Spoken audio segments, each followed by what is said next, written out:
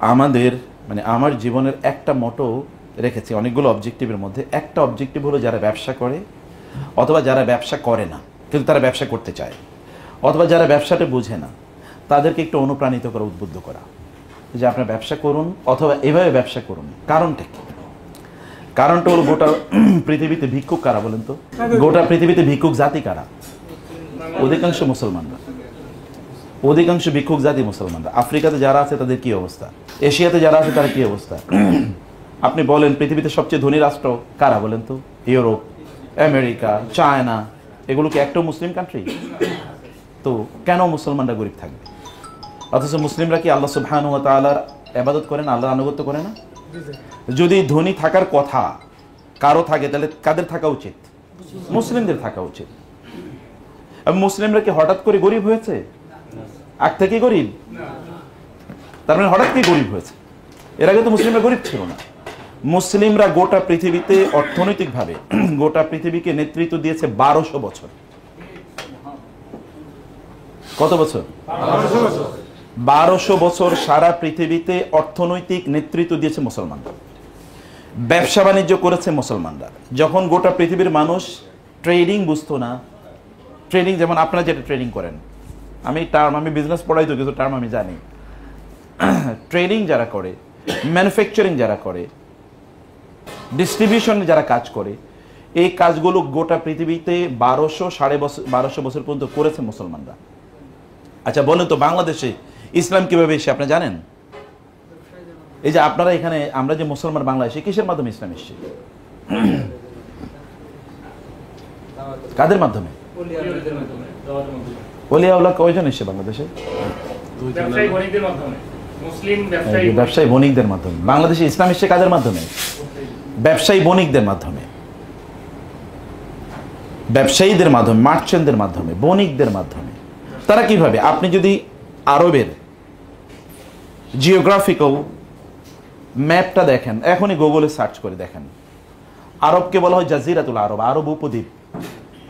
আরব উপদ্বীপের 3 দিকে আছে পানি, একদিকে আছে কি? মাটি। ওই যে উত্তর দিকটা হলো না, উত্তর দিকটা হলো পুরাটা মানে মরুভূমি, একেবারে সিরিয়া পর্যন্ত পুরোটা মরুভূমি। আর এইদিকে পশ্চিম দিকে হলো লোহিত সাগর, আর দক্ষিণ দিকে হলো পার্সিয়ান গালফ, এই দিকে হচ্ছে পূর্ব দিকে হচ্ছে আরব সাগর, ওইদিকে ওমান সাগর আছে। আরব সাগরের সাথে কি আছে? ইন্ডিয়ান ওশান, যেটাকে বলে ভারত মহাসাগর বা ভারতীয় মহাসাগর। ভারত মহাসাগর, ভারত মহাসাগরের সাথে কি আছে?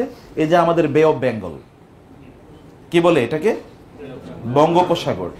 ওইখান থেকে আরব সাগর হয়ে, ভারত মহাসাগর হয়ে, এই বঙ্গোপসাগর হয়ে, তারপরে আমাদের এই অঞ্চলের মানে যেটাকে চট্টগ্রাম আপনারা বলেন, চট্টগ্রাম শব্দটাই আসলে আরবি সাতি গাং।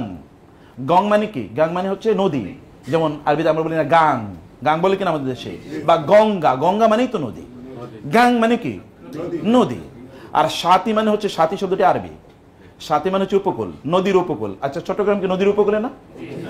নদীর উপকূলে এই জায়গার নাম রাখছে মুসলমানরা। এবং এই অঞ্চল, এই কারণে চট্টগ্রাম, নোয়াখালী এই অঞ্চলের অধিকাংশ শব্দ দেখবেন আরবি শব্দ। যেমন বলে রেনি রইছে, রেনি মানে কি? রেনি মানে রাআনি। ইয়ান্দি যাও মানে এন্দি, এটা আরবি শব্দ। অধিকাংশ শব্দই কি? নোয়াখালী কেউ আছেন নাকি এখানে? হয়তো নোয়াখালী তাহলে বুঝবে। ইয়ান্দি, রেনি, all of this words are Arabic words. নামগুলো সব আরবি শব্দ। ওই অঞ্চল, বিশেষ করে চট্টগ্রামের লোকজন, চট্টগ্রামে কেউ আছেন এখানে? দেখবেন চট্টগ্রামের লোকজন আছে, অনেকে আছে। চট্টগ্রামের লোকজনে দেখবেন একটা অ্যারাবিক ভাব আছে, কথাবার্তার মধ্যে অ্যারাবিক উচ্চতা। সবাই এরকম মোটা তাজা এরকম হয় সবাই না, যারা অরিজিনাল ওইখান থেকে এসছে। কারণ ওইখান থেকে আরবের লোকরা ব্যবসা করতে আসতো। ব্যবসা করতে কোথায় জানেন? ব্যবসা কেবল বাংলাদেশে তারা করতেন, ব্যবসা করতে ওই যে ইন্দোনেশিয়া, মালয়েশিয়া কোথায়, কত দূরে। ওইখানকার প্রায় অধিকাংশ মানুষই মুসলমান। কিভাবে হলো? কোথায় আরব আর কোথায় ইন্দোনেশিয়া, কোথায় মালয়েশিয়া, কোথায় সুমাত্রা দ্বীপপুঞ্জ, এই সকল অঞ্চলের মানুষ কিভাবে মুসলমান হল? এরা মুসলমান হওয়ার একটাই সূত্র, তা হলো আরব বণিকরা আরব দেশে তারা জিনিস বানাইতো, বিক্রি করতো ইন্দোনেশিয়া, মালয়েশিয়াতে। মধ্যখানে তারা স্টেশন বানাইছে কোথায়? কে? বাংলাদেশকে। যেমন গোটা পৃথিবীর এখন ব্যবসার কেন্দ্র কোথায়? কোন জায়গা থেকে গোটা পৃথিবীর ব্যবসা নিয়ন্ত্রণ হয়? সিঙ্গাপুর। সিঙ্গাপুরে আছে কি? সিঙ্গাপুর কখনো আপনি দেখেছেন? সিঙ্গাপুরের সাইজ দেখেছেন কখনো? ছোট্ট একটা জায়গা, আসলে আছে কি কেবল নদীর উপকূলে দেশটা, আর কিচ্ছু না। মানে পৃথিবীর যত জাহাজ আছে জাহাজগুলো এখানে শিপ করতে পারে, মানে শিপগুলো এখানে কি ওখানে পোর্ট করতে পারে, নোঙ্গর করতে পারে। কেবল নোঙ্গর করার কারণে ওইখানে শুধু অফিস আদালত, বিশাল অট্টালিকা দেখবেন, কিচ্ছু কোনো কিছু উৎপাদন। আপনি সিঙ্গাপুরে কি উৎপাদন হয় খুঁজে দেখেন তো? তাহলে করে কি? ট্রেডিং করে। আসলে করে কি বলে না, বাংলাদেশের ওই যে চট্টগ্রামে খাতুনগঞ্জে মানে বাতাসে নাকি টাকা উড়ে বেড়ায়, খাতুনগঞ্জে আসলে করে কি? কোনো কিছু উৎপাদন হয় নাকি? সব কি হয়? ট্রেডিং হয়। পোর্ট থেকে জিনিস আসে, এখানে একটা হয়তো এরকম একটা চেয়ার নিয়ে কেউ বসে আছে, ও প্রতিদিন হয়তো 1000 কোটি টাকা বিক্রি করছে, আপনি হয়তো খেয়ালও করেন এইরকম একটা চেয়ার টেবিল নিয়ে বসে আছে। এর চেয়ে কিছু না। তার অফিসে গেলে আপনার মনে হয় তো ফকির মনে হয়, কিন্তু ও কিন্তু এর মধ্যে 2000 কোটি টাকা বিক্রি করে ফেলছে। এই যে ট্রেডিং করেছে মুসলমানরা, মুসলিমরা ট্রেডিং করেছে, পৃথিবীর এই জায়গার পণ্য ওই জায়গায় পৌঁছে দিয়েছে, ওই জায়গার পণ্য ওই জায়গায় পৌঁছে দিয়েছে। এর মধ্যে তারা তাদের মূল্যবোধকে, তারা তাদের ধর্মকে নিয়ে এসছে। আমরা তো ধর্মকে ধারণ করি না, তখনকার মুসলমানরা ধর্মকে কি করতো? ধারণ করতো। তারা দেখলে মনে হতো মুসলিম। যখন সে কথা বলতো তখন তার আচরণের মধ্যে হতো কি? ইসলাম থাকতো। সে ব্যবসা কেবলমাত্র টাকার ধান্দায় করতো না, তার ব্যবসার একটা বড় পার্সপেক্টিভ ছিল, একটা লক্ষ্য ছিল, উদ্দেশ্য ছিল। কেন আমার সম্পদ লাগবে, এই কারণে তার একটা উদ্দেশ্য ছিল। এই কারণে যখন তিনি ব্যবসা করতেন তখন অন্য কোনো লোক এসে তার কাছ থেকে পণ্য কিনতে এসে দেখতো যে এই লোক এত ভালো, এই ভাই আপনি কোন ধর্ম, আপনি কোথাকার, আমি ওই দেশের, আপনি এত ভালো কিভাবে বলেন, আমার ধর্ম আমাকে শিখিয়েছে। আপনার ধর্মের নাম কি? ইসলাম। তাহলে আমারও আপনি মুসলমান বানিয়ে নেন, আমরাও আপনার মতো ভালো হতে চাই। কির মাধ্যমে হয়েছে বলেন তো? ব্যবসায়ের মাধ্যমে। আমি অনেকক্ষণ ওয়াজ নসিহত করে গেলাম, আপনার মাঝে এই কান দিয়ে ঢুকলো ওই কান দিয়ে বের হয়ে গেল, কিন্তু যখন আপনার সাথে আমি আচরণ করব, আচরণে যখন আপনি অভিভূত হবেন তখন বলবেন এই লোকটা পড়লো কোথায়, শিখলো কোথায়, এর বংশ কি, তখন আপনি এগুলো খোঁজা শুরু করে দেবেন। আদারওয়াইজ বক্তৃতা দিয়ে গেছে, বক্তৃতা তো সবাই ভালো দিতে পারে, বাঙালি তো বেশি ভালো বক্তৃতা দেয়। তাইলে আরব বণিকরা গোটা পৃথিবীতে ইসলাম পৌঁছে দিয়েছে। আমেরিকাতে ইসলাম পৌঁছেছে আরব বণিকরা। আমরা বলি আমেরিকা আবিষ্কার করেছে কে? কলাম্বাস। আমেরিকাকে আবিষ্কার করেছে বলে না কলাম্বাস, কিন্তু কলাম্বাসের 477 বছর আগে মুসলমানরা আমেরিকা গিয়েছে। কলাম্বাসের কত আগে? 477 বছর। কিন্তু এটা আমরা জানি না, কারণ ইতিহাস লিখছে ইউরোপিয়ানরা, খ্রিস্টানরা, আমাদের নাম ওরা বাদ দিয়ে দিয়েছে, এই কারণে আমরা এটা জানিও না। যাই হোক, আমি বলছি তাইলে কেন ব্যবসায়ীদেরকে কেন উদ্বুদ্ধ বা অনুপ্রাণিত করা দরকার? এটা একটাই মাত্র কারণ, তা হলো আপনি যদি ব্যবসায়ী হন তাহলে আপনি আপনার সাথে ইসলাম নিয়ে যাবেন। ব্যবসায়ীর সবচেয়ে বড় দায়ী, দাওয়াতি কাজ সবচেয়ে বেশি কারা করতে পারে? ব্যবসায়ীরা করতে পারে। এখন বলেন তো, গোটা পৃথিবীতে লোকেরা, অধিকাংশ লোকই খ্রিস্টান হয়ে যাচ্ছে, কি কারণে বলেন তো? এখন গোটা পৃথিবীতে অধিকাংশ লোকই খ্রিস্টান হয়ে যাচ্ছে, কারণ আপনি খ্রিস্টান হলে টাকা পয়সা পাবেন, খ্রিস্টান হলে একটা ভালো জীবন যাপন করতে পারেন। ওরা ব্যবসা করছে, সব মানুষ। আমাদের ইউনিভার্সিটি স্টুডেন্টরা বলে, স্যার আমরা যদি আল্লাহরই সত্যিকার অর্থে আনুগত্য করি, আল্লাহ যদি আমাদেরকে ভালোবাসেন, আমরা আল্লাহকে ভালোবাসি, তাহলে গোটা পৃথিবীতে আমরা সব জায়গায় মার খাচ্ছি কেন? আচ্ছা, এখানে এই যে মায়ানমারে মার খাই আমরা, এই যে কাশ্মীরে আমরা মার খাচ্ছি, এই আফগানিস্তানে কিছুদিন আগে মার খেয়েছে, ইরান কিছুদিন আগে মার খেলো, এরপরে কি আপনার গাজায় তো প্রতিদিনই মার খাচ্ছে, আফ্রিকাতে প্রতিদিন মার খাচ্ছে। কোন জায়গায় মুসলমানরা মার খাচ্ছে না? অথচ মুসলমানরা কার ইবাদত করে? তাহলে আল্লাহ তাআলা মুসলমানদেরকে রক্ষা করার কথা না? রক্ষা করার কথা কিনা? তো তাহলে মুসলমানরা তো সব জায়গায় মার খাচ্ছে, তাহলে প্রবলেমটা কোথায়? প্রবলেমটা কোন জায়গায় আসলে? এটা আমাদেরকে এটা অবশ্যই খুঁজে বের করা দরকার, সমস্যাটা আমাদের কোন জায়গায়। 1 নম্বর। 2 নম্বর বিষয় হচ্ছে যে তখন ওদের মাঝে কনফিউশন তৈরি হয় যে আমরা যে আল্লাহর ইবাদত করি, তাহলে আমরা এত মার খাচ্ছি কেন, ওরা এত টাকা পয়সা এগিয়ে যাচ্ছে কেন? আচ্ছা, আপনাকে যদি বলা হয় যে আপনাকে সিটিজেনশিপ দেওয়া হবে, আপনাকে পাকিস্তানের সিটিজেনশিপ দেওয়া হবে আর আমেরিকার সিটিজেনশিপ দেওয়া হবে, আপনি কোনটা নেবেন? অধিকাংশ বহুত লোক তাহাজ্জুদের নামাজ পড়তে পড়তে মাথায় কালো দাগ ফেলে ফেলছে, আমেরিকা যদি আল্লাহ যাইতে পারে, নাকি? আমাদের দেশে দেখেছেন না, বলেছে যে আমেরিকার ভিসা দেওয়া হবে না। এর আগের যে কিছুদিন আগে যখন আগের গভর্নমেন্টের কাছে বলছে যে আমেরিকা শুধু ভিসা দেওয়া হবে না, তারপরে কান্নাকাটি দেখছিলেন, কান্নাকাটি, হায় হায়, যেন তাদের জান্নাত মিস হয়ে গেছে এরকম অবস্থা। আমেরিকা শুধু ভিসা দেওয়া হবে না, এতটুকু কইছে। তো আমেরিকাতে এত ড্রিম কেন, স্বপ্ন কেন? গোটা পৃথিবীর অর্থনীতির কতটুকু আমেরিকা নিয়ন্ত্রণ করে জানেন আপনারা? গোটা পৃথিবীর টাকা পয়সা যা চলে তার 50% হচ্ছে আমেরিকানরা নিয়ন্ত্রণ করে, 50%। আচ্ছা, পৃথিবীতে বিভিন্ন দেশে রিজার্ভ রাখে কোন দেশের টাকা? আপনারা বুঝেন নাই? রাষ্ট্রে যে রিজার্ভ, যেমন আমাদের দেশে ব্যাংকে যে রিজার্ভ আছে, কেন্দ্রীয় ব্যাংকে। এই কেন্দ্রীয় ব্যাংকে রিজার্ভ কাদের টাকা থাকে? ডলার থাকে নাকি? এটা কোন দেশের ডলার ছাড়া কোন দেশের রিজার্ভ আছে? কোন দেশের রিজার্ভ একটু কমে গেলেই তো কান্নাকাটি শুরু হয়ে যায়, সর্বনাশ কি হবে। তার মানে গোটা পৃথিবীটা নিয়ন্ত্রণ করছে কারা? আমেরিকানরা। ডলারের দাম যদি কমে যায় তখন আপনার কি মাথা তখন মানে ইয়ে হয়ে যায়, সর্বনাশ। আবার দেখবেন কয়েকদিন পরে পরে বলা হয় আমাদের দেশের টাকার কি করা হয়েছে, ডলারের এগেনস্টে অবমূল্যায়ন করা হয়। কেন অবমূল্যায়ন করে জানতো আপনারা? কারণ হচ্ছে ডলারের দাম যদি বেড়ে যায় তাহলে আমাদের টাকার দাম কি কমে যাবে। টাকার দাম যদি কমে যায় তাহলে আমেরিকানরা পণ্য বেশি কিনবে। ধরেন এই পণ্যটা যদি $2 হয় তাহলে আমেরিকানরা চিন্তা করবে না আমি $2 দিয়ে এটা কিনবো না। $2 ইকুয়াল টু ধরেন 100 টাকা। কিন্তু যদি এমন হয় যে $1 কিনতে পারবে, $1 ইকুয়াল টু 100 টাকা, তখন আমেরিকানরা পণ্য বেশি কিনবে না কম কিনবে? বেশি কিনবে, কারণ ওদেরকে আমি $1 দিয়ে কিনতে পারছি। আপনার দেশে আপনি হয়তো বুঝতে পারেন, আপনি দেখতেছেন 100 টাকাই, কিন্তু ওইটা ওই ডলারের এগেনস্টে কি হয়ে গেছে, অর্ধেক হয়ে গেছে। আপনি হয়তো ইম্প্যাক্ট বুঝেন নাই। এটা ইন্টারন্যাশনাল মার্কেটের একটা ইম্প্যাক্ট আছে, একটা বড় ধরনের ইম্প্যাক্ট আছে। গোটা পৃথিবী, আপনি কি সৌদি আরব আর কি ইউরোপ আর কি আপনার বাংলাদেশ সব নিয়ন্ত্রণ করছে আমেরিকান ডলার। কারণ কি? আচ্ছা, পৃথিবীতে আপনি 10টা ব্র্যান্ডের কথা বলেন তো, এরকম যে ব্র্যান্ডগুলো আমেরিকায় নাই অথবা আমেরিকানরা উৎপাদন করে না। আপনি বলেন অ্যাপল থেকে শুরু করে অ্যামাজন পর্যন্ত কোনটা আছে আমেরিকানদের বাইরে? আচ্ছা, এখন আমাদের দেশে যে কয়েকদিন আগে আমরা শুনছি এখানে যে ইন্টারনেটের জন্য কি আনা হবে, স্কাই না কি স্টারলিংক, স্টারলিংক আনা হবে না? স্টারলিংক কে করছে? টেসলা কার? আচ্ছা, আপনি যে গুগল চালান, জিমেল, এটা কার? ফেসবুক যে চালান এটা কার? ইনস্টাগ্রাম চালান কার? হোয়াটসঅ্যাপ চালান কার? আপনি টেলিগ্রাম চালান কার? আপনি ইউটিউব চালান কার? তা আপনি একটা নিজে বলেন যেটা আপনি বানাইছেন। আচ্ছা, গোটা মুসলমানরা বানাইছে একটা বলেন তো।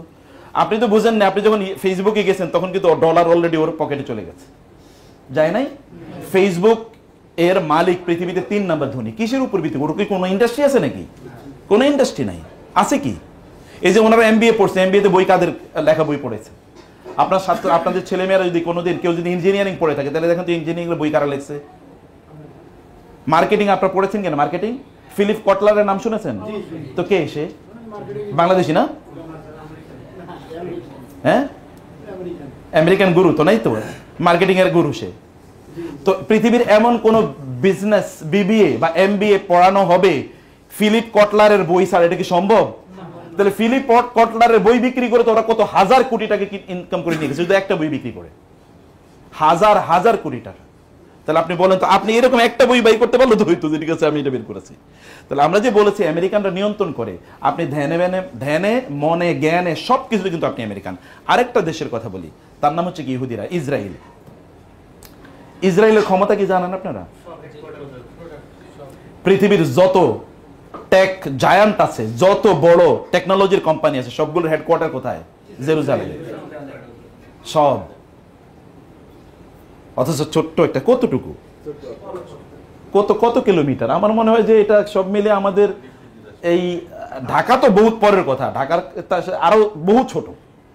এতটুকু একটা জায়গা দেখেন তো কি করে ফেলছে, সারা পৃথিবী নিয়ন্ত্রণ করেছে। কারণ কি? লিভার ব্রাদার্স কাদের? ইহুদিদের। পেপসি কার? কোকা কোলা কার?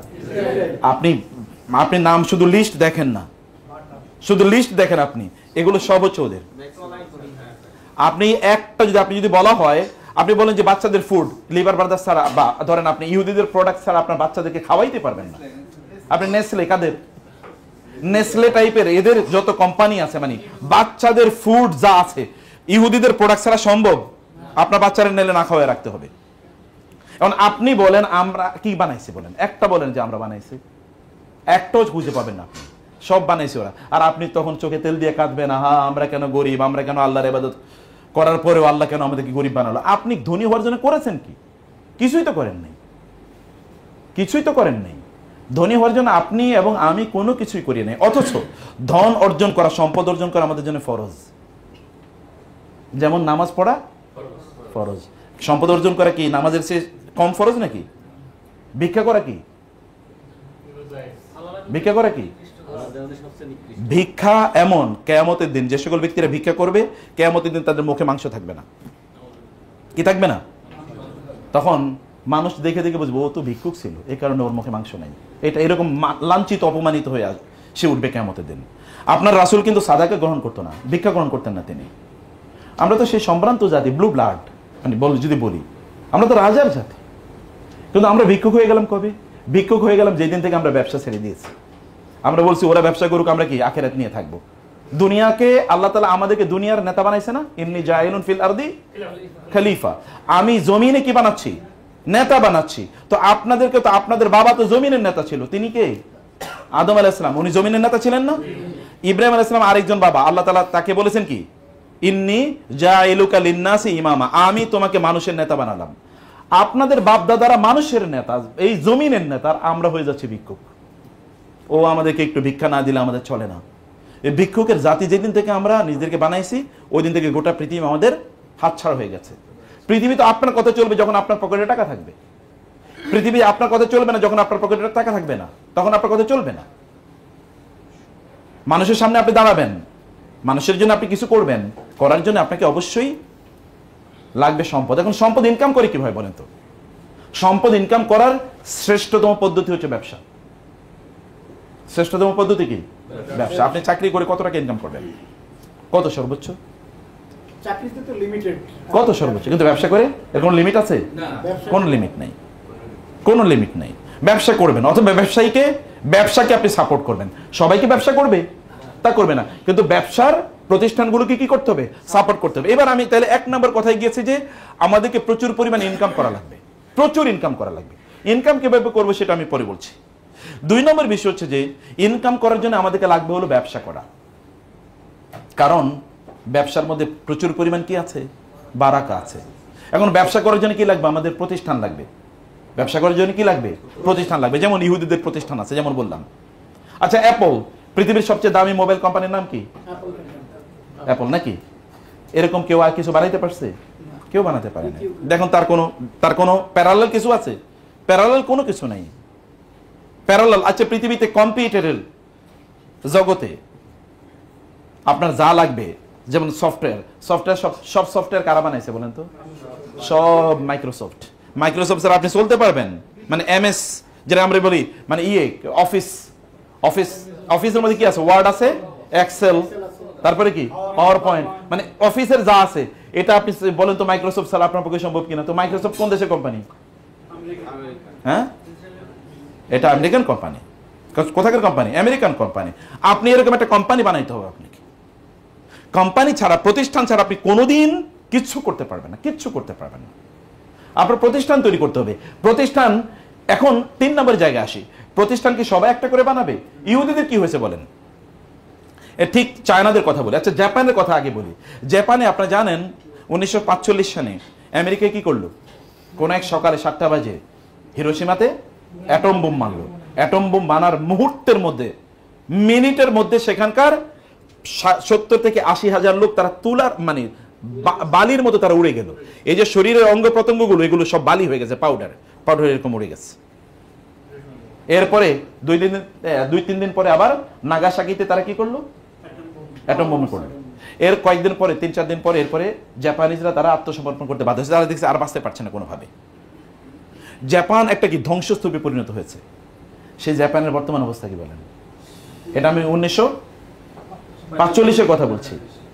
বাংলাদেশ স্বাধীন হয়েছে কবে জানেন আপনারা? কে বলছে? এটা তো দ্বিতীয় স্বাধীনতা। 1 নম্বর স্বাধীনতা কবে? 1947-এ। 1 নম্বর স্বাধীনতা কবে?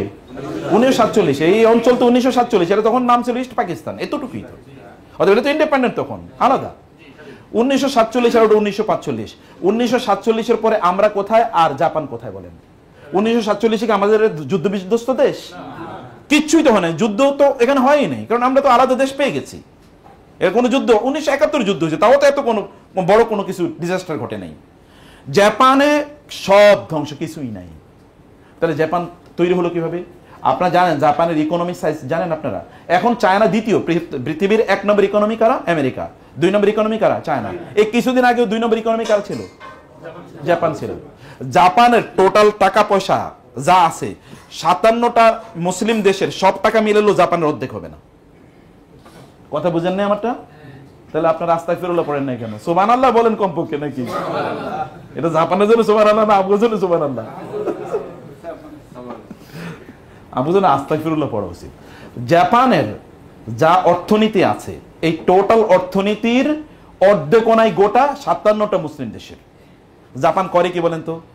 আপনি যদি সৌদি আরবেও যান, এমনকি আমেরিকাতেও গেলে দেখবেন BMW চলে, অথবা আপনি দেখবেন কি টয়োটা চলে, অথবা জাপানের গাড়ি ছাড়া আর কিছুই চলে না। আচ্ছা বলেন তো, পৃথিবীতে জাপান করছে কি?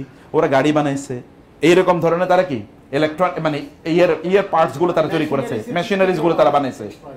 তো ওরা এই করলো কি? বলতো তো যুদ্ধ বিধ্বস্ত দেশ, সব মনে সাফ হয়ে গেছে।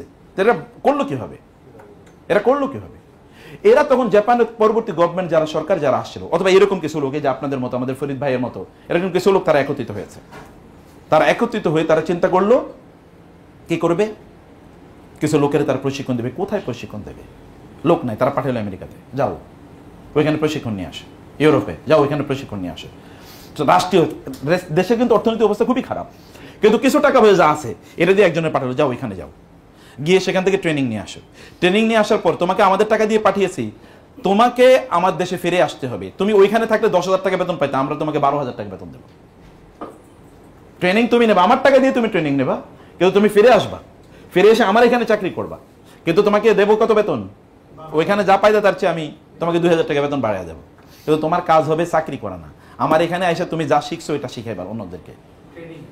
ট্রেনিং, তুমি যা শিখেছো এটা এসে তুমি যা শিখেছো এরকম 10 জন লোকের শেখাবা।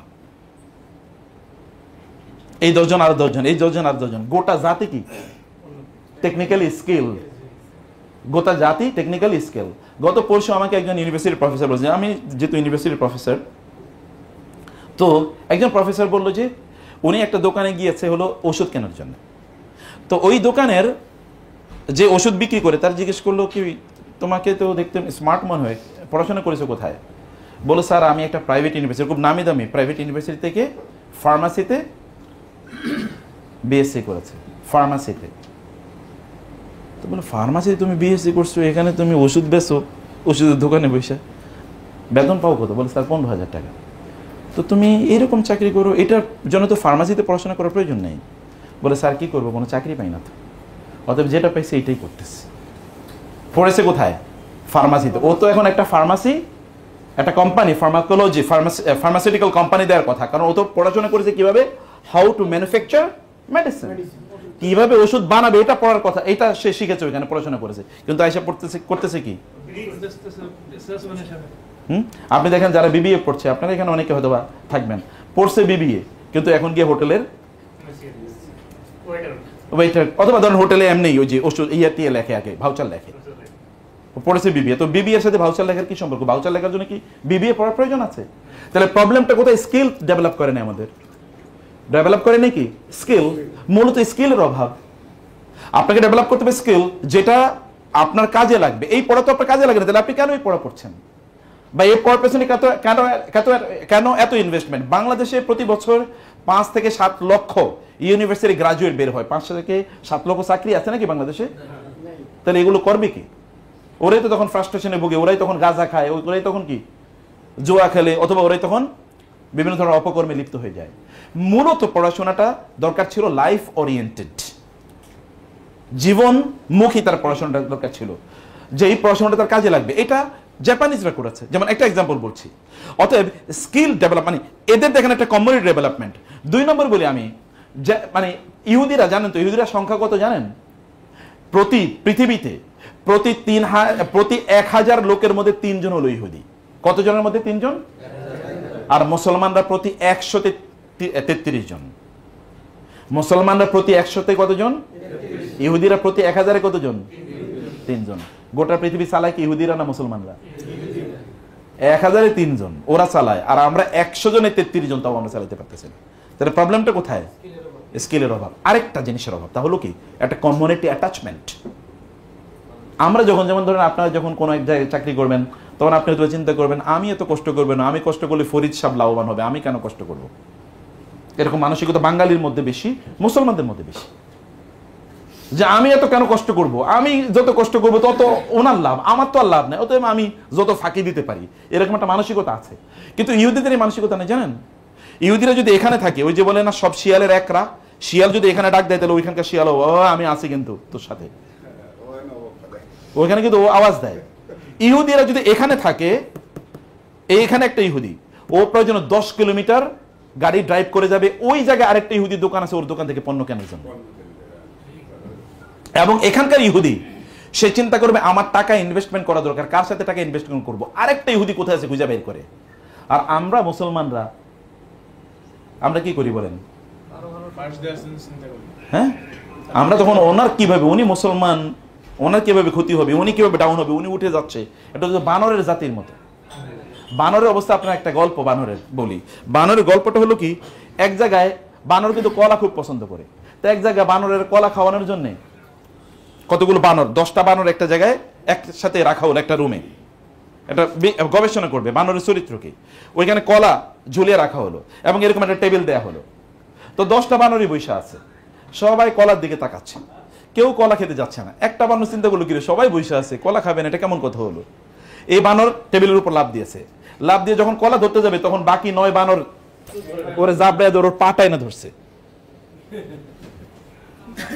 এই বানর মনে করলো যে ও আমার, ওরা নিজেরাও খায় না, আমারও খাইতে দিচ্ছে না, ঘটনা কি। এই বানর মনে করলো মনে হয় আমি ওদেরকে কোনোভাবে ডিস্টার্ব করছি, কারণ ওরা আমার উপর খুব বিরক্ত, আমার খেতে দিচ্ছে না। ও গিয়ে বসে আছে। পাশের বানর মনে করলো ও মনে হয় একটু দুষ্ট টাইপের, আমি তো ভালো, আমি তো আর কারো ক্ষতি করি নাই, আমি এবার কলা খাইতে যাই। সে এবার লাফে উঠছে কলা খাওয়ার জন্য। এখন ওই যে বাকি যে 8টা আছে, ওই 8টা আর যেটা কিছুক্ষণ আগে চিন্তা করলো আমারে কেন ধরলো, আমি তো কিছু বুঝি নেই, ও সহ বাকি 9টা আবার এটাই না ধরছে, তুই কলা খাইতে পারবি না। এবং এইভাবে সবটাই 10টাই কি করেছে, কলা খাওয়ার জন্য গেছে, 10টারই বাকি 9টা টাই না ধরছে, তুই কলা খাইতে পারবি না। এখন যিনি পরীক্ষা করছেন উনি চিন্তা করলেন মনে হয় সবগুলি দুষ্ট, আচ্ছা এখান থেকে একটা বানর সরাই, একটা বানর সরাই আর একটা নতুন বানর দিই, দেখি এটা চরিত্র কি। এখন নতুন বানর এখানে আইসা দেখার পরে কি কলা এখানে, কিন্তু এরা সব বসে আছে, কেউ কলা খায় না, ঘটনা কি। নতুন এই সবার দিকে একটু তাকিয়ে, তারপরে সে লাভ দিছে কলা খাওয়ার জন্য। যখন সে কলা খেতে গেছে তখন ওই বাকি 9টা ওরে টাই না নামিয়ে দিচ্ছে, কলা খেতে পারবে না। এই চিন্তা করলো ঘটনা কি, আমি তো কিছুই বুঝি না আসলে কি, এরা খাচ্ছে মানে খেতেও দিচ্ছে না। এরপরে উনি একটা একটা করে বাকি 9টাই বানর পরিবর্তন করলো। ওই নতুন যখন আসে ও তখন কলা খেতে যায়, ওই বাকিরা ওরে কলা খাইতেই দেয় না, সব কলা ওইখানে ইনটেক, কিন্তু একটা বানরও খেতে পারে না। আমাদের চরিত্রটা হলো এরকম, আপনি নিজেও করবেন না, অন্য কেউ করতে দেবেন না, এটা আমাদের মানসিকতা। কিন্তু মানসিকতা কি হচ্ছে, আপনি ক্ষতি করছেন কার, গোটা মুসলিম জাতির, নিজের তো করছেনই, গোটা মুসলিম জাতির ক্ষতি করছেন। আপনার একটা প্রতিষ্ঠান যদি লিভার ব্রাদার্সের মতো তৈরি হয়ে যেত, অথবা একটা অ্যাপলের জন্য, অথবা একটা IBM এর জন্য মতো যদি একটা প্রতিষ্ঠান তৈরি হতো, তাহলে গোটা পৃথিবীর মুসলমানরা কি অর্থনৈতিকভাবে তারা শক্তিশালী হয়ে যেত, অর্থনৈতিকভাবে তারা শক্তিশালী হয়ে যেত। কিন্তু আমরা তো সেটা করতে দিই না, আমরা দেখেন ওদের পণ্য কিনবো কিন্তু মুসলমানদের পণ্য কিনবো না। আপনি গেলেই দেখেন এটা কি ইউরোপিয়ান পণ্য কিনা, তাইলে আপনার আর যেটা কোনো মুসলমানদের বানানো পণ্য হয়, তাইলে বাংলাদেশের আপনি বাজারে শার্ট কিনতে গেলে বাংলাদেশি শার্ট, এটা মেড ইন বাংলাদেশ, এটা কিনবেন না, মেড ইন ইন্ডিয়া এরপরে কিনবেন। কিন্তু আমেরিকা দিকে ওই মেড ইন বাংলাদেশটাই আপনি কি আমেরিকান ব্র্যান্ডে, যারা ব্র্যান্ডে আপনি কিনে নিয়ে আসতেছেন, ওই একই জিনিস এটা কিনতেন এখানে 100 টাকা দিয়ে, ওইখান থেকে 10,000 টাকা দিয়ে কিনবেন। এই যে দেখছেন নতুন জিনিস, এটা হাইফাই, এই ব্র্যান্ডের জিনিস কিনছে, অথচ এটা কিন্তু আপনার এখানে তৈরি হয়েছে, আপনি এখানে মূল্য দেন না, কিন্তু ওইখানে কি আপনি মূল্য দিয়েছেন। এখন সমস্যাটা কোথায়, আমাদের মেন্টালিটি। আমরা প্রকৃত অর্থে আমরা প্রতিষ্ঠান তৈরি করি না, প্রতিষ্ঠানগুলো যেগুলো তৈরি ওগুলোকে আমরা সাপোর্ট করি না। আমি ইহুদিদের কথা বললাম, চাইনিজদের ঘটনা কি আপনারা বলেন তো। আচ্ছা চাইনিজরা কেন গোটা পৃথিবী এখন অর্থনৈতিক দিক থেকে তারা নিয়ন্ত্রণ করে, যদিও চাইনিজ জিনিসের মান, সব জিনিসের মান এক সমান না, তারা কিছু কিছু জিনিস তৈরি করে যেগুলো আমেরিকান স্ট্যান্ডার্ডের। আর আমেরিকার এখন প্রায় সকল কি প্রোডাক্টেরই আছে, তার মানে ম্যানুফ্যাকচারিং সেন্টার কোথায়, চায়নাতে। যেমন অ্যাপল ম্যানুফ্যাকচার, মানে টেকনোলজি আমেরিকান কিন্তু ম্যানুফ্যাকচারিং চায়না। অতএব এখানে মানে তুচ্ছতাচ্ছিল্য করার কোনো কিছু নেই। আপনি জানেন 1988 আমেরিকার বেইজিং এ, মানে সরি চায়নার বেইজিং এ 1988 চায়নার বেইজিং এ এরকম বেশি গাড়ি টাড়ি দেখা যেত না, প্রাইভেট কার হতে পারে 2-4, কদাচিৎ 2-4, 5টা 10টা এরকম দেখা যেত। তখনও ঢাকা শহরে প্রাইভেট কারের জ্যাম লাগে, যখন ওদের কি নাই গাড়ি নাই তখনও এখানে জ্যাম লাগে। আর এখন প্রতিদিন চায়নাতে মফস্বল মানে গ্রামগুলোতে যেই পরিমাণ বিল্ডিং তৈরি হয়, এই সব পরিমাণ বিল্ডিং যদি একত্রিত করা হয় তাহলে কয়েকটা ঢাকা সিটির সমান হবে। প্রতিদিন চায়নাতে যে পরিমাণ ডেভেলপমেন্ট হয়, এরকম সব ডেভেলপমেন্টকে একত্রিত করে এটা ঢাকা সিটির বড় হয়ে যাবে, সিটির চেয়ে বড় হয়ে যাবে, এত বড়। এবং গ্রাম অঞ্চলের এখন ওদের যারা কৃষকরা BMW চালায়, অথচ আমরা কিন্তু 98-এর কথা বলছি। 98-এ ঢাকায় তখনও ট্রাফিক জ্যাম লাগে, এটা হচ্ছে প্রাইভেট কারে। আমরা কোথায় পিছিয়ে আছি? এই চাইনিজেরা কি কাজ করেছে, যেখানে চাইনিজরা আছে ওরা সব কি একসাথে ব্যবসা করে। তুমি চাইনিজ, তুমি ওকে, আমি তোমার সাথে তোমার ব্যবসা গ্রো করতে, আমি তোমার সাথে ব্যবসা গ্রো করে দিচ্ছি। তোমাকে কি করতে, আমি তোমাকে সাপোর্ট করছি, আমি জীবন দিয়ে তোমার জন্য করবো। কারণ ওরা জানে এটা তাদের আলটিমেটলি কি তাদের গোটা জাতিকে উন্নত করবে, তাদের গোটা জাতিকে উন্নত করবে। আর আমরা কিন্তু এটা দেখেন, এই যে আমাদের দেশে যে এই যে ব্যাটারি চালিত যে অটো রিক্সা, এই ব্যাটারি চালিত অটো রিক্সার জন্য বাংলাদেশে এইসব চাইনিজরা ব্যাটারি বানাচ্ছে, এবং আমরা কিন্তু ওদের ব্যাটারি কিনছি। কিন্তু আপনি একটা ফ্যাক্টরি দিলে হয়তো অন্যরা আসবেও না, কিনবেও না। এবং আপনার হয়তো বা কাজেন, আপনার বন্ধু, আপনার হয়তো বা পাশের ফ্ল্যাটের কোনো ভাই আপনার বিরুদ্ধে হিংসা করে, বিদ্যা, ও এত টাকা পয়সা মালিক হচ্ছে, নিশ্চয়ই ডাকাতি করছে, চুরি করছে, আপনাকে হিংসা করা শুরু করে দেবে। আমাদের সত্যি করতে প্রতিষ্ঠানগুলো ডেভেলপ করা দরকার, প্রতিষ্ঠানগুলো বড় করা দরকার। যদি আমরা প্রতিষ্ঠানগুলো বড় করি তাহলে আলটিমেটলি আমরা সবাই উপকৃত হবে। সবচেয়ে বেশি উপকার কার হবে? মুসলিম উম্মা লাভবান হবে। আচ্ছা, ভালো মানুষের হাতে টাকা থাকলে কি লাভ না লস বলেন তো? আচ্ছা, যদি ফরিদ ভাইয়ের টাকা থাকে তাহলে উনি কি একটা সিনেমা হাউস বানাবে? উনি কি করবে? উনি হয়তো মাদ্রাসা করে, মসজিদ করবে। সেটা যদি নাও করে তাহলে আরেকটা বড় কি ইন্ডাস্ট্রি করবে। ওই ইন্ডাস্ট্রিতে আপনার একটা হালাল ইনকামের ব্যবস্থা থাকবে। আপনি তখন ধরেন অ্যাপলে চাকরি করে, তখন আপনি বলেন আমি অ্যাপলে চাকরি করি। আমাদের দেখবেন বিভিন্ন সময় বলে ও এখন কি ওই যে মানে ফেসবুকের যে মেটা বলছে ও মেটায় চাকরি করে। কয়েকদিন আগে দেখলাম আমাদের বাংলাদেশের এক লোক, সে বলে ডিজনিতে চাকরি করে, আমেরিকার ওই যে ক্যালিফোর্নিয়াতে যেখানে ওই সিনেমাগুলো তৈরি হয়, অঞ্চলটার নাম কি? হলিউড। হলিউড তো একটা এরিয়ার নাম মূলত। এই হলিউডের একটা মানে ফ্যাক্টরি ইন্ডাস্ট্রির নাম হলো ডিজনি চ্যানেল যেগুলো আপনি দেখেন, ওইখানে ওই ডিজনিতে তিনি টেকনিশিয়ান হিসেবে ডেভেলপ করেছেন, মানে জয়েন করেছেন। এই কারণে পুরো বাংলাদেশ সেলিব্রিটি, কারণ এটা এরকম দামি প্রতিষ্ঠান। তো এখন আপনাদের যদি স্ট্যান্ডার্ড মার্কেটিং কোম্পানি যদি এরকম একটা প্রতিষ্ঠানে রূপান্তরিত হয়, তখন তো আপনি বলতে পারবেন আমি এমন একটা প্রতিষ্ঠানে চাকরি করি। ওই প্রতিষ্ঠান কি কেবলমাত্র প্রতিষ্ঠাতারা বানিয়েছে? কেবলমাত্র প্রতিষ্ঠাতারা করেছে? নো, প্রতিষ্ঠাতারা করে নাই। করেছে কারা? অন্যান্যরা, সাপোর্ট টিম, সাপোর্ট স্টাফ, তারা মিলে এটা কাজ করেছে। আপনি দেখেন অ্যামাজন কি কাজ করেছে? আমরা কোনোদিন চিন্তা করেছি যে বাজারে গিয়ে পণ্য কিনবো না, আমরা কিনবো কি অনলাইনে, মোবাইলে বলবো যে এটা তুমি আমার বাসায় খাবার পৌঁছে দাও, অথবা আমার বাসায় বইটা পৌঁছে দাও। এটা কোনোদিন কেউ চিন্তা করেছে? কেউ চিন্তা করে না। অ্যামাজন চিন্তা করলো যে আমি এটা করবো। অ্যামাজন কিন্তু আমি জঙ্গলের কথা বলি না, অ্যামাজন হোয়াটসঅ্যাপ মানে ইয়ের কথা বলছি, অ্যাপসের কথা বলছি। ব্যবসা করে কি ওরা? কিসের ব্যবসা করছে? অ্যাপস। আচ্ছা, উবার কিসের ব্যবসা করে? আচ্ছা, পাঠাও কিসের ব্যবসা করে? ফুড পান্ডা কিসের ব্যবসা করে? অ্যাপস। এর বাইরে কিছু আছে নাকি? এর বাইরে কিছু নাই তো, সে তো একটা অ্যাপস বানিয়েছে। আচ্ছা, আমাদের আলিবাবা কিসের ব্যবসা করে? অ্যাপস। সে তো অ্যাপস বানিয়ে দিয়েছে। এই অ্যাপসের মাধ্যমে অ্যামাজন পৃথিবীর এখন 1 নম্বর কোম্পানি, সবচেয়ে বেশি টাকা অ্যামাজনের পকেটে ঢুকে। সে একটা মার্কেট প্লেস করে দিয়েছে কেবল। এবং ওইখানে সাপোর্ট স্টাফ যারা আছে তারা জানেন, তারা এটাকে এমন একটা জায়গায় নিয়ে গেছে। সাপোর্ট স্টাফ মানে আপনাদের মতো যারা আছে, এরা এমন একটা জায়গায় প্রতিষ্ঠানে নিয়ে গেছে, এখন আপনি অ্যামাজনে চাকরি করা মানে হচ্ছে আই হ্যাভ বিকাম সামথিং, আমি কিছু একটা হয়ে গেছি। এই জায়গাটাতে প্রতিষ্ঠানগুলোকে ডেভেলপ করা আমাদের জন্য খুবই জরুরি। কিন্তু মুসলিম বিশ্বে এরকম কোন প্রতিষ্ঠান ডেভেলপ করে নাই, এটা আমাদের অ্যাটিটিউডের কারণে। এখন আপনারা যদি সিদ্ধান্ত নেন যে না আমরা প্রতিষ্ঠান ডেভেলপ করে দেব, তাহলে আপনাদের এই স্ট্যান্ডার্ড মার্কেটিং কোম্পানি কি এটা হতে পারে না? অ্যামাজন কয়দিন আগে তৈরি হচ্ছে আপনি দেখেন না। Idea is very important. Idea যদি থাকে মানুষের, তাইলে ওই আইডিয়াকে সাপোর্ট করা দরকার। ওরা আইডিয়া ডেভেলপ করেছে, আমরা আইডিয়া ডেভেলপ করি নাই। ওরা কাজ করেছে, আমরা কাজ করি নাই। পঞ্চম যে কথাটা বলতে চাই আপনাদের জন্য, তাহলে যে আপনাদেরও কিন্তু প্রচুর পরিমাণ সম্পদের আপনাদের মালিক হওয়া দরকার। যেমন ফরিদ ভাইয়ের কথা বলেছি, ফরিদ ভাই যদি অনেক সম্পদ ওনার হয়, তাহলে ফরিদ ভাই কি করবেন? একটা মাদ্রাসা বানাবেন। তাহলে সম্পদ হলে আলটিমেটলি দিনের কাজ হচ্ছে কিনা বলেন তো? সম্পদ হলে দিনের কাজ হয় কিনা? আচ্ছা, মসজিদগুলো কি ফকিররা বানাচ্ছে নাকি? আপনি কোন মসজিদে, বাংলাদেশের কথা যদি কোন মসজিদ যেখানে এসি খুব ভালো, টাইলস খুব ভালো, ডেকোরেশন খুব ভালো, লিফট আছে, এই মসজিদগুলো বানাইছে কারা? ফকিররা ভিক্ষা করে করে নাকি? এখানে কারা টাকা দিয়েছে? কারা? সব ধনীরা টাকা দিয়েছে। তার মানে ধনীরা কি আপনার জন্য ইবাদতের জায়গা করে দিচ্ছে। যদি আপনি ইবাদত করে ওইখানে শান্তি পান, তাহলে সওয়াবটা কে পাবে? ধনী লোক পাবে। তাহলে আপনাকে তো ধনী হওয়া লাগবে। আপনি এরকম সওয়াব পেতে চান না? আপনি কি চান না যে আপনার মাধ্যমে এরকম একটা প্রতিষ্ঠান হোক? আপনি কি চান না যে আপনার মাধ্যমে এরকম বড় কয়েকজন স্কলার তৈরি হোক? আপনি কি চান না যে আপনার কারণ মাধ্যমে এরকম বড় কি একটা দিনই কাজ হোক? এটা যদি আপনি চান, আপনি কেন আপনি ফকিরের মতো জীবনযাপন করেন? কেমন গরিবের মতো জীবনযাপন করেন? ডু সামথিং, কিছু একটা করেন যেন আপনি বুক ফুলে বলতে পারেন যে আমি কিছু করেছি, আমি কিছু একটা করেছি। আমি জাতির জন্য, মানুষের জন্য, উম্মার জন্য, দেশের জন্য কিছু একটা করেছি, এটা আপনার করা লাগবে। এটা করার জন্য আপনাকে আল্লাহ তাআলা যথেষ্ট পরিমাণ ক্যাপাবিলিটি দিয়ে দিয়েছেন, কিন্তু ক্যাপাবিলিটিগুলো আপনাকে কাজে লাগানো লাগবে। এই কাজে লাগানোর জন্য আপনি কি করবেন? You should start your work early to rise and early to bed, makes a man healthy, তাই না? এটা তো আমরা ছোটবেলায় পড়ে এসেছি। আপনি যদি একটু আগে ঘুমিয়ে পড়েন, একটু আগে যদি ঘুম থেকে ওঠেন, তাহলে আপনি হেলদি হবেন, ওয়েলদি হবেন, ওয়াইজ হবেন। আপনার কাজ আপনি কখন শুরু করেন বলেন? আজকে আপনারা বলেন তো, সকাল থেকে কাজ শুরু করেছেন এরকম কয়জন আছেন? ফজর পড়েছেন কয়জন আছেন? আচ্ছা, ফজরে হাত তুলে, আমি তোলাইতে চাই না, নাহলে অন্যরা লজ্জা পাবে। ফজরের পরে কাজ শুরু করেছেন, সূর্য ওঠার আগে কাজ শুরু করেছেন কয়জন বলেন? একজন শুরু করছে।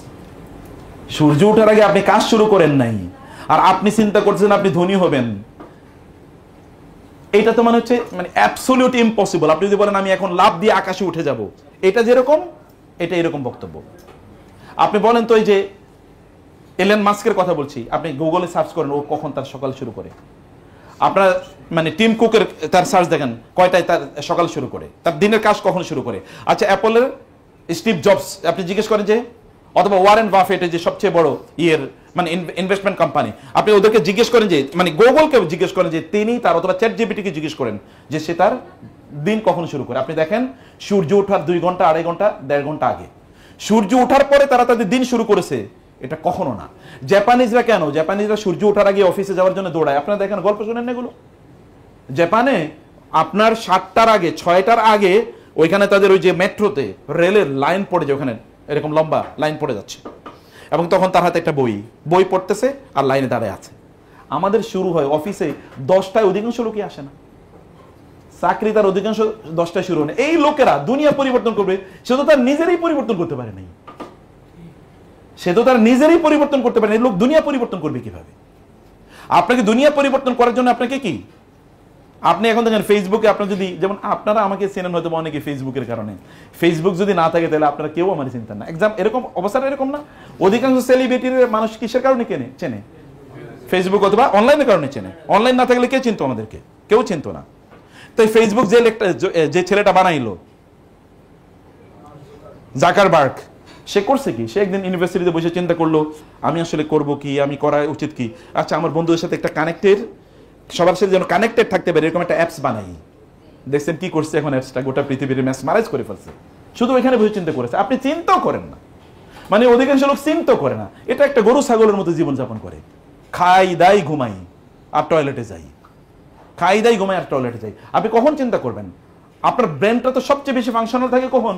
সকালবেলা। আপনি তখন সকালবেলা কাজও করেন না, আবার সকালবেলা চিন্তা করেন না। সকালবেলা আপনাকে কাজ করতে হবে, আপনাকে চিন্তা করতে হবে। একজন সাহাবী রাসূল সাল্লাল্লাহু আলাইহি ওয়াসাল্লাম বলেছেন, আল্লাহ তাআলার কাছে দোয়া করেছেন, হে আল্লাহ, আমার উম্মার সকালবেলার কাজের মধ্যে তুমি বরকত দাও। যিনি এই হাদিসটি বর্ণনা করেছেন, ওই সাহাবী, তিনি বলছেন, রাসূল সাল্লাল্লাহু আলাইহি ওয়াসাল্লাম যখন এই কথা আমাকে বললেন, আমি যখন তার কাছ থেকে কথা শুনলাম, শোনার পর থেকে, তিনি ছিলেন ব্যবসায়ী, তিনি বললেন যে আমি আমার ব্যবসার কাজটা, আমার লোকগুলোরে আমি বাজারে পাঠিয়ে দিতাম আমার পণ্যগুলো নিয়ে সকালবেলা সবার আগে।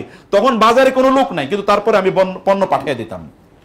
আমার লোকেরা পণ্য বিক্রি করে যখন বাসায় আসতো, তখন অন্যরা বাজারে যাইতো, আর এর মাধ্যমে আমি আমার গোটা অঞ্চলের সবচেয়ে বড় ধনী মানুষে পরিণত হয়ে গেলাম। কাজ করছে শুধু শুরু করছে কি? সকালবেলা কাজ শুরু করছে। এখন আপনি স্টার্ট ইউর জব আর্লি। ফজরের পরে শুরু করেন, ফজরের পরে ঘুমকে হারাম করে দেন যে আমি ফজরের পরে ঘুমাবো না। আপনি 5 বছর কাজ করে দেখেন কি হয়। আপনি 5 বছর, আমি একটা ইউনিভার্সিটির প্রফেসর, সেই ইউনিভার্সিটির যিনি প্রতিষ্ঠাতা, উনি এখন 42টা প্রতিষ্ঠানের মালিক। এক একটা প্রতিষ্ঠান ধরেন 10,000 20,000 কোটি টাকা তার টার্নওভার হয়, কোনো প্রতিষ্ঠান এরকম আছে। এই ভদ্রলোক যখন ইউনিভার্সিটিতে পড়ে, তখন তিনি বলেছেন যে আমি ভবিষ্যতে কি হতে চাই, এটা তিনি চিন্তা করেছেন, এবং তিনি লিখছেন, আমি ভবিষ্যতে এটা হতে চাই, এটা হতে চাই, এটা হতে চাই, এটা করতে চাই, এটা করতে চাই, এটা করতে চাই। এখনো তিনি ওই কাজই করেন। এর মধ্যে তিনি 42টা প্রতিষ্ঠান বানাইছেন।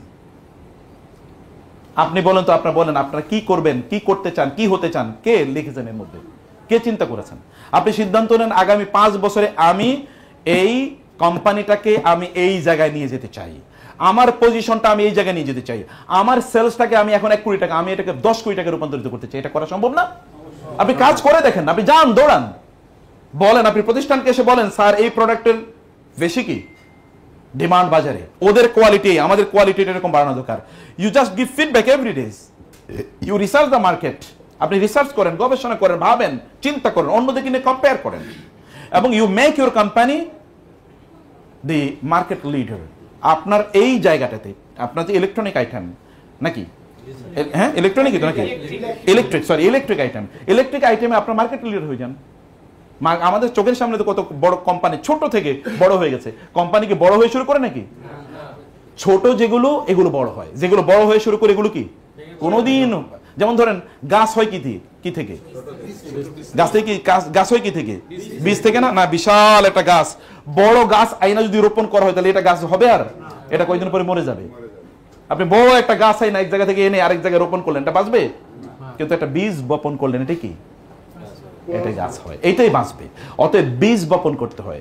একটা প্রতিষ্ঠান যখন বীজ বপন করেছে, চলেন না কাজ করি, সবাই মিলে কাজ করি, ফাঁকি আপনি কাউরে দেন না। আসলে ফাঁকি দিচ্ছেন আপনি, নিজে বুঝেন না হয়তো আপনি। কোনো এক সময় আপনাকে হয়তো এই প্রতিষ্ঠানে আপনি থাকতে পারবেন, অন্য জায়গায় যাবেন, ওইখানে থাকতে পারবেন, অন্য জায়গায় যাবেন, এরপরে কেবল মাথার চুল ছিঁড়বেন, কেন আমি ভালো করতে পারলাম না, কেন অন্যরা এত বড় হয়ে গেল, আমি কেন হতে পারলাম না, এটা আপনি তখন বলতে থাকবেন। আমার জীবনে একটা গল্প বলে আমি লাস্ট এটা শেষ করে দিচ্ছি। আমি ভালো ইংরেজি বলি এবং ইংরেজি মাশাআল্লাহ খুব ভালো শিখেছি। এখন কিভাবে ইংলিশ শিখলাম? এটা ভাষা, আমি তো পড়ছি মাদ্রাসায়, ইউনিভার্সিটিতে, তো ইংলিশ শিখলাম কীভাবে? অথবা আপনি বলবেন যে আপনার তো আরবি জানার কথা, জানি আরবি, কিন্তু ইংরেজি জানলাম কীভাবে? আমি একবার চিন্তা, আমার মানে তখন ইউনিভার্সিটির পরীক্ষা শেষ, মাস্টার্স পরীক্ষা শেষ, 4 মাস সময় পেয়েছে। আমি ভাবলাম যে 4 মাসে করব কি? আমি 4 মাস শুধুমাত্র একটা ডেইলি পত্রিকা, ইংলিশ পত্রিকা কিনতাম, কিনে আমি এটা পড়তাম 4 মাস। 4 মাসের পরে আমি দেখলাম আমার ইংরেজির লেভেল এই জায়গায় গিয়েছে, যারা আমার সামনে ইংরেজি বলার জন্য বসে তারা একটু মানে একটু কিছু করে তারা একটু স্ট্যান্ড হয়ে যায়, যে না ঠিক আছে আর ইংরেজি বলবো না, সাথে বাংলাই বলি। 4 মাস পরে ইন্টারভিউ হলো একটা ইউনিভার্সিটিতে, তখন প্রাইভেট ইউনিভার্সিটি, এটা ওই যে ভাই যে কথা বলছেন ইন্টারন্যাশনাল ইসলামিক ইউনিভার্সিটি চিটাগং, এটা ঢাকা ক্যাম্পাস। এখানে ইন্টারভিউ হলো, ওইখানে আমি ইন্টারভিউতে জয়েন করলাম। আমাদের সাথে জয়েন করেছে বাংলাদেশের বিভিন্ন বিশ্ববিদ্যালয়, এমনকি ঢাকা বিশ্ববিদ্যালয় থেকে ফার্স্ট ক্লাস ফার্স্ট হয় এরকম প্রায় 1 ডজন, আরও বিভিন্ন জায়গা থেকে সুপার ডুপার এরকম 75 জন জয়েন করলো পরীক্ষায়, মানে তারা ইন্টারভিউতে আসলো রিটেন এক্সামে আমি হয়ে গেছি ফার্স্ট, কারণ অন্যরা এই লেভেলের ইংরেজি জানে না। এরপরে কি হলো, ভাইবাতে কেউ কাছাকাছি বসতে পারে না, আমি ভাইবাতেও ফার্স্ট, রিটেনও ফার্স্ট। কি করছি, কেবল 4 মাস কাজ করেছি, আর কিছু করিনি। এবং still I am enjoying the benefits of that 4 months. Of those 4 months, I am enjoying still the benefits. আপনি সিদ্ধান্ত নেন যে আমি কেবল এতটুকু সময় কাজ করব, এবং কাজ করেন, টাকা ইনকাম করেন। আল্লাহ সুবহানাহু ওয়া তাআলা জিহাদ, 2 ধরনের জিহাদ আমাদের উপর ফরজ করেছেন। একটা জিহাদ কি? একটা জিহাদ হলো না সম্পদ দিয়ে, বি আমওয়ালিকুম ওয়া আনফুসিকুম, একটা হলো জীবন দিয়ে যারা যুদ্ধের ময়দানে জিহাদ করে। আর একটা জিহাদ আছে কি না, আরেকটা জিহাদ আছে সম্পদ দিয়ে, ওইটা তো আছেই। জিহাদ করে দুটো জিনিস দিয়ে, একটা জিনিস কি জীবন, আরটা কি মাল, সম্পদ। তো আপনি তো মুজাহিদ হতে পারেন, আপনি মুজাহিদ হওয়ার এই রাস্তা কেন আপনি বন্ধ করে দিচ্ছেন? আপনি তো জিহাদ করতে পারেন কি দিয়ে? সম্পদ দিয়ে। সম্পদ দিয়ে আপনি জিহাদ করেন, সম্পদের মালিক হন। সম্পদের মালিক কেবলমাত্র কি ভোগের জন্য হইয়েন না, যে আমি টাকা ইনকাম করব, আমি খাবো, আমি ফুর্তি করবো, বা আমার বাচ্চাদেরকে আমি এই রাখবো সেই রাখবো, সেগুলো করতে হবে। সেগুলো করতে আপনি দিন শেষে সারাদিন আপনি কাজ করলেন, এই কাজ করার কারণে আপনার পায়ে ব্যথা হলো, আপনার হাতে বিভিন্ন যে গোটা উঠে গেল, এই হাতটা আল্লাহ সুবহানাহু ওয়া তাআলার কাছে ওই ব্যক্তির হাতের চেয়ে অনেক অনেক বেশি উত্তম, যে ব্যক্তি কেবলমাত্র সবসময় বই নিয়ে বসে আছে পড়তেছে, তার চেয়ে অনেক অনেক বেশি উত্তম।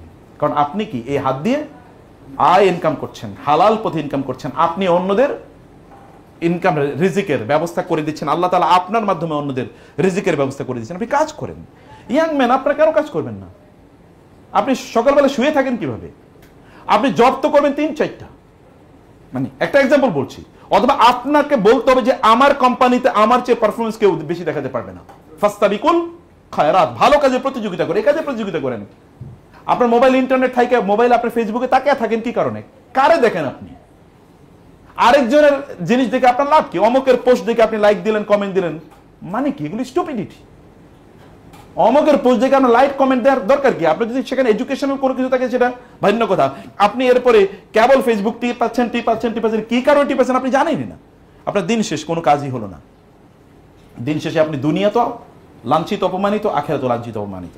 বিয়ে শাদী করতে পারবেন না ইয়াং জেনারেশন, মানে কি? কেন আপনি বিয়ে করবেন না? আপনার টাকা পয়সা, আপনার 20-22 বছর বয়স, 24 বছর বয়সে আপনার কাছে 1 কোটি টাকা থাকা উচিত ছিল, কারণ আপনাকে এই এনার্জি আল্লাহ তাআলা দিয়েছেন, আপনার কিছুই নাই, কারণ আপনি কাজ করবেন না। আপনি এখানে কয়টা থেকে অফিস, আপনি এখান থেকে কাজ শুরু করেন এখন থেকে, যদি আমি জানি না প্রতিষ্ঠানের আপনাদের সিস্টেম কি, যদি এরকম থাকে আপনার যত সেলস তত আপনার সম্মানই বাড়বে, তাহলে আপনি কেন সেলস বেশি করেন না? আপনি কেন করেন না সেলস বেশি? কার দায়িত্ব, কার দায় কার? কেন আপনি একটা লোকের কাছে 10 বার গেলেন না? ওই লোকের কাছে, ওই দোকানের কাছে আপনি কেন 10 বার গেলেন না? ভাই আমাদের প্রোডাক্টটা নেন, আপনি একটু দেখেন, এবং তা কেন এসে আপনি ফিডব্যাক দিলেন না? আপনি কেন করলেন না? এটা তো আপনার দায়, এটা দায়িত্ব। আপনার ইনকামটা হালাল কি হারাম আমি ওই আলোচনায় গেলামই না, আমি আপনার দুনিয়ার বেনিফিটের কথা বলছি। আপনি এটা করেই দেখেন, প্রতিষ্ঠান বড় হলে আপনিও বড় হবেন, প্রতিষ্ঠান দাঁড়াইলে আপনিও দাঁড়াবেন।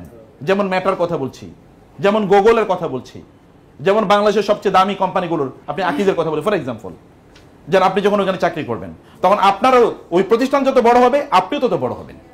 বড় হওয়ার জন্য প্রতিষ্ঠানকে সাপোর্ট দিতে হবে, নিজকে সাপোর্ট দেওয়া হলেই হবে, এবং এর মাধ্যমে আপনারা নিজেরা প্রয়োজনে আপনি আপনার এলাকার ডিলারশিপ নেন। একটা এক্সাম্পল বলছি, ওইখানে আপনি ডিলারশিপ নেন, কাজও করেন, ডিলারশিপও নেন। একটা এক্সাম্পল বলছি, ছোট ছোট ব্যবসা শুরু করে দেন, আপনার পণ্য আপনি বিক্রি করেন, বা আপনি একটা লোক তৈরি করে দেন, আপনার কাউকে নিয়োগ দেন যে তুমি এগুলো পণ্য বিক্রি করো, আপনি আবার সাব হ্যান্ড তৈরি করেন। You can do many things.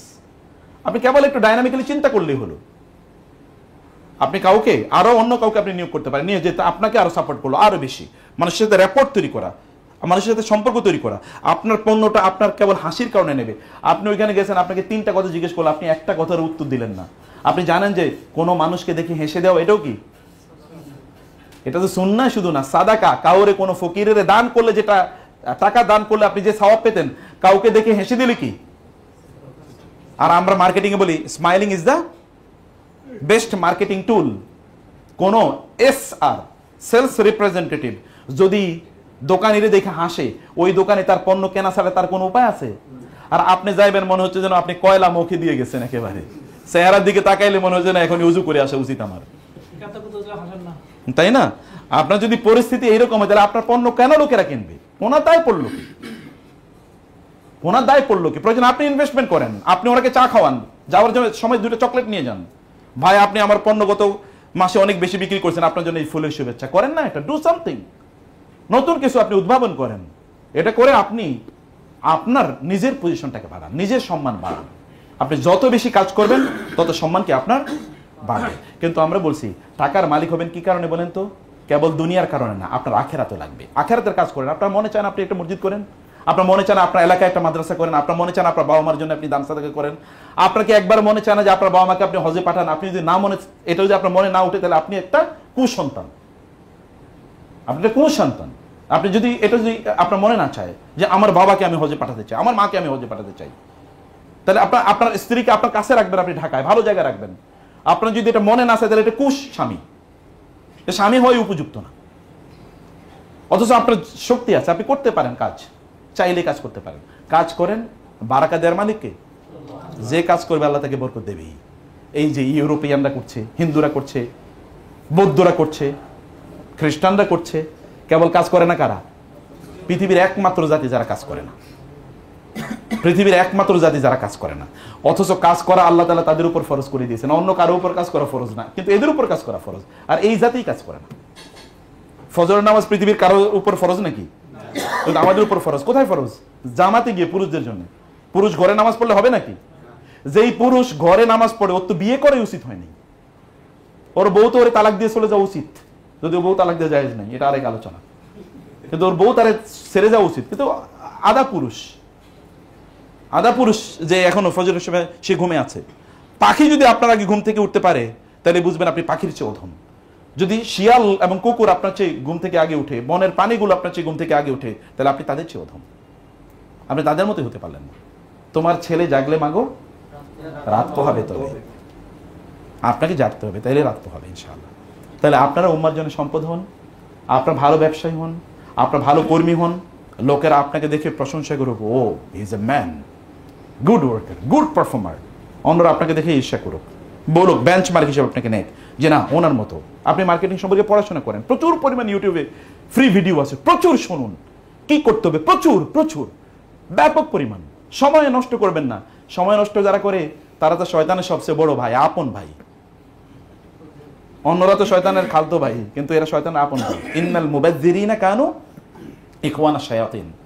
শয়তান একবার তার মজমাকে নিয়ে বলছে যে আমরা মানুষের পথভ্রষ্ট করতে চাই, কেমনে পথভ্রষ্ট করতে পারবো বলো।